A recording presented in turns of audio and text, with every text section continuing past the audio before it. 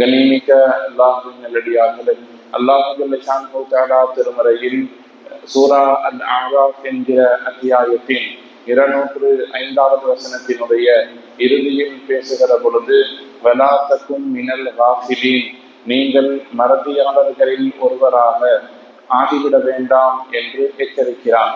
இந்த காஃபிலீன் என்பதற்கு நேரடியாக மறதியாளர்கள் என்று சொல்லுவதை விட கண்டும் காணாமல் இருப்பவர்கள், பட்டும் படாமல் இருப்பவர்கள் என்றெல்லாம் நமக்கு விளங்குவதை போல் இதற்கு அர்த்தம் சொல்ல முடியும்.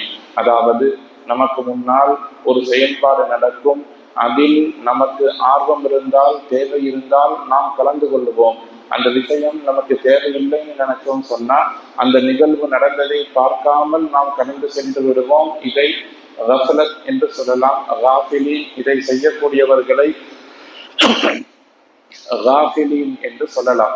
அல்லாஹு ஜல்ல ஷானஹு தஆலா இந்த மனிதர்களில் நீங்கள் இருந்துவிட வேண்டாம், கண்டும் காணாமல் இருக்க வேண்டாம் என்று சொல்லுகிறான்.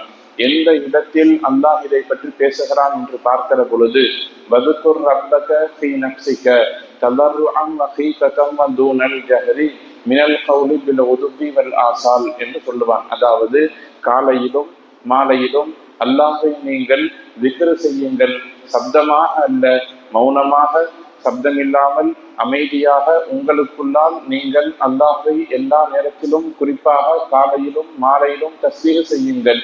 நீங்கள் கண்டும் காணாமல் இருந்து விடாதீர்கள் என்று அல்லாஹ் இந்த வசனத்தில் சொல்லுகிறார். இமாம்கள் இதை பற்றி விளக்கம் சொல்லுகிற பொழுது, இந்த பண்பு இருக்கிறதா இல்லையா, அதாவது கண்டு கொள்ளாமல் இருக்கக்கூடிய அந்த பண்பு என்பது முஃமின்களுக்கு ஒரு சில நேரத்தில் ஒரு பெரும் நற்குணமாக இருக்கும், ஒரு சில நேரத்தில் ஆபத்தாக இருக்கும். எந்தெந்த இடத்தில் தேவையோ அந்தந்த இடங்களில் மட்டும் நாம் இதை எடுத்துக்கொள்ள வேண்டும். ஒரு சில இடங்களில் கண்டும் காணாமல் தான் இருக்க வேண்டும். அதுதான் நற்பண்பு என்று சொல்லுகிறார்கள். இமாம் ஹசன் பஸ்ரி ரஹ்மத்துல்லாஹி அலைஹி அவர்கள் பேசுகிற பொழுது, அல்லாஹ் உங்களுக்கு கொடுத்திருக்கக்கூடிய 10 நற்பண்புகளில் 9 நற்பண்பு எதுவாக இருக்க வேண்டும் என்று சொன்னா கண்டுகொள்ளாமையாக இருக்க வேண்டும் என்று சொல்லுவார்கள். ஒரு சில இமாம்கள் சொல்லுவார்கள், உங்களுடைய நற்குணங்களில் பாதி கண்டுகொள்ளாமை என்று சொல்லுவார்கள். உதாரணத்திற்கு பார்த்தால், நமக்கு முன்னால் நம்முடைய குடும்பத்தார்களில், நம்முடைய உடன் பிறந்தவர்களில், நம்முடைய கட்டுப்பாட்டின் கீழ் இருப்பவர்கள் மார்க்கத்திற்கு முரணான கெட்ட விஷயங்களில் ஈடுபடுகிறார்கள், ஹராமான காரியத்தை செய்கிறார்கள் என்று சொன்னால் அங்கே கண்டும் காணாமல் இருப்பது உசிதமான விஷயம் அல்ல. மாறாக அங்கே நாம் நம்முடைய எதிர்ப்பை காட்ட வேண்டும், அவர்களை நாம் நல்வழிப்படுத்த வேண்டும். அங்கே கண்டும் காணாமல் இருப்பது தவறான விஷயம். அல்லாஹ் குர்ஆனில் சொல்லுவதை போல, வலா தகும் மினல் காஃபிலீன், நீங்கள் கண்டுகொள்ளாமல் இருந்து விடாதீர்கள், பொதுபோக்காக இருந்து விடாதீர்கள்னு சொல்றாங்க.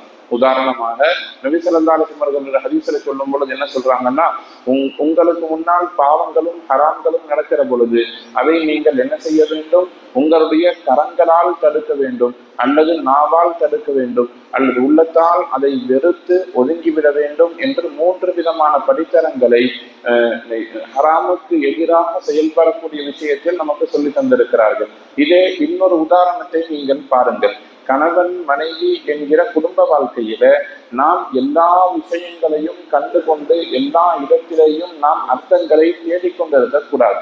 ஒரு சில நேரத்தில் நம்முடைய குழந்தைகளோ நம்முடைய மனைவி மக்களோ நம்முடைய கருத்துக்கு முரண்படுகிற பொழுது சமயங்களில் நாம் அவர்களை கண்டும் காணாமல் இருந்து விடுவது குடும்ப பிரச்சனைகளை நமக்கு மத்தியில் குறைத்து வைக்கக்கூடிய அம்சமாகவும் இருக்கும். எனவே குடும்ப வாழ்க்கையில ஒரு சில நேரங்களில் சமாதானத்தை விரும்பினால் நீங்கள் மனைவியின் விஷயத்தில் கண்டும் காணாமல் இருந்து கொள்ளுங்கள். உதாரணத்தை பாருங்களேன். நபி ஸல்லல்லாஹு அலைஹி வஸல்லம் அவர்கள் ஒரு நாள் ஆயிஷா ரலியல்லாஹு தஆலா அன்ஹா அவர்களுடைய வீட்டில் இருக்கிற பொழுது அது அவர்களுடைய நேரம், அவர்களோடு இருக்கிறார்கள். வேறு ஒரு மனைவியின் வீட்டிலிருந்து உணவு பதார்த்தங்கள் சமைத்து ஆயிஷா ரலியல்லாஹுடைய வீட்டிற்கு கொடுத்து அனுப்பப்படுகிறது. ஆயிஷா ரலியல்லாஹுடைய சிந்தனை என்ன, இன்றைக்கு நபி என்னுடைய வீட்டில் இருப்பார்கள், அவர்களுக்கு நான் தான் உணவு சமைத்து கொடுப்பேன். அப்படி இருக்கிறப்ப என்னுடைய நேரத்தில் என்னுடைய வீட்டில் நீங்கள் எப்படி சாப்பாடு செஞ்சு கொடுத்து விடலாம் என்று அவர்கள் சற்று கோபப்பட்டு உணவு தட்டை வேகமாக கீழே தட்டி விடுகிறார்கள். அந்த பாத்திரம் கீழே விழுந்து உடைந்து விட்டது. ஆனால் நபி ஸல்லல்லாஹு அலைஹி வஸல்லம் அவர்கள் கோபப்படவில்லை. வந்த சஹாபிட்ட என்ன சொன்னாங்கன்னா, உங்களுடைய தாய் ரோஷப்பட்டு விட்டார்கள்.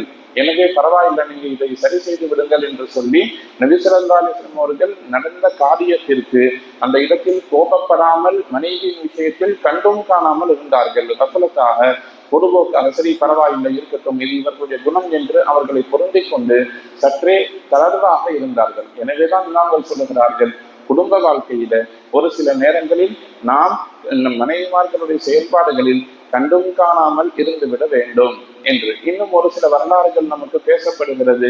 நபி ஸல்லல்லாஹு அலைஹி வஸல்லம் அவர்கள்ட்ட சஹாபாக்களில் ஒருவர் வந்து சொல்லுவார், யா ரசூலல்லாஹ், நான் ஒரு ஹராமான காரியத்தை செய்துவிட்டேன், எனக்கு நீங்கள் தண்டனையை நிறைவேற்றுங்கள்னு சொல்லுவாங்க. நபி ஸல்லல்லாஹு அலைஹி வஸல்லம் அவர்கள் அவர்களை விட்டும் கண்டும் காணாமல் தன்னுடைய முகத்தை திருப்பிக் கொள்வார்கள். அந்த சஹாபி விடாமல் மீண்டும் மீண்டும் ரசூலுல்லாஹ் எங்கெல்லாம் திரும்புகிறார்களோ அங்கெல்லாம் திரும்பி திரும்பி அந்த சஹாபி மீண்டும் மீண்டும் சொல்லுகிற பொழுதுதான் நபி ஸல்லல்லாஹு அலைஹி வஸல்லம் அவர்களுடைய விஷயத்தில் கவனம் செலுத்துவார்கள் என்கிற ஹதீஸை நம்மால் பார்க்க முடிகிறது. எனவே குடும்ப வாழ்க்கை மகிழ்ச்சியாக இருக்க வேண்டும் என்று சொன்னால், உறவுகள் பலமாக இருக்க வேண்டும் என்று சொன்னால், நம்மை சுற்றி இருப்பவர்கள் செய்யக்கூடிய எல்லா காரியத்திலும் நாம் விடையை தேடிக்கொண்டு இருக்கக்கூடாது. ஒரு சில நேரங்களில் அவர்களுடைய குணத்தை தெரிந்து கொண்டு அவர் அப்படித்தான் கோபப்படக்கூடியவர், அவர் அப்படித்தான் பேசுவார், ஆனால் மனதில் எந்த விதமான வஞ்சத்தையும் வைத்திருக்க மாட்டார் என்று ஒரு சில நபர்களின் குணத்தை தெரிந்து நாம் பொருந்திக் கொண்டு அவர்களை கண்டும் காணாமல் விட்டுவிட வேண்டும்.